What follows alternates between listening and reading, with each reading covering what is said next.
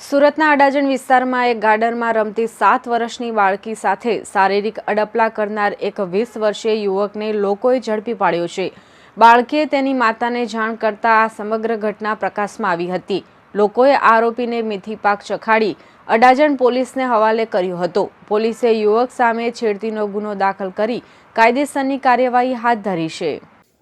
અડાજણના સ્વામિનારાયણ મંદિર પાસે આવેલા જીવન વિકાસ ટ્રસ્ટના ગાર્ડનમાં ઘણા બાળકો રમી રહ્યા હતા। સાંજે 7 થી 7:30 વાગ્યાના સમયગાળા દરમિયાન જિગ્નેશ જયંતિભાઈ રાઠોડ નામનો યુવક ત્યાં પહોંચ્યો હતો।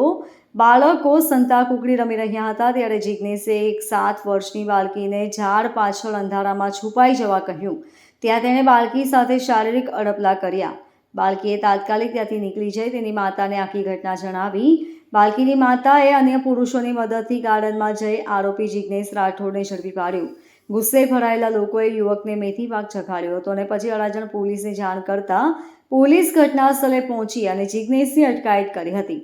બાળકીએ શાળામાં શીખવેલા ગુડ ટચ બેડ ટચના પાઠને કારણે આ ઘટના અંગે જાગૃતતા દાખવી અને તેને સમજાયું કે આ બેડ ટચ છે અને તેણે તાત્કાલિક તેની માતાને જાણ કરી, જેના કારણે આરોપી ઝડપાઈ જવા પામ્યો હતો। આખી ઘટના બાદ બાળકીની માતાએ અડાજણ પોલીસ મથકે જિગ્નેશ રાઠોડ વિરુદ્ધ છેડતીની ફરિયાદ નોંધાવી છે। પોલીસે ગુનો દાખલ કરી વધુ તપાસ હાથ ધરી છે। તારીખ 3/8/2025ના રોજ એક નાગરિકે ફરિયાદ આપેલી કે અડાજણ જીવન વિકાસ ટ્રસ્ટ ખાતે તેઓના સમાજનું સંમેલન હતું, જેમાં એક માતા પોતાની પુત્રી 7 વર્ષની હતી તેની સાથે લઈને ગયેલા હતા।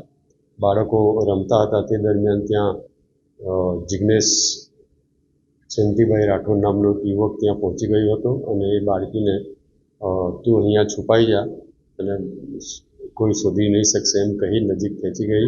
એની સાથે શારીરિક અડપલા કરેલા, જે બાબતે અડાજણ પોલીસ સ્ટેશનમાં ગુનો દાખલ કરવામાં આવેલ છે પોક્સો હેઠળ અને આ કામે આરોપી જિગ્નેશ રાઠોડને પણ અટક કરી લેવામાં આવેલ છે।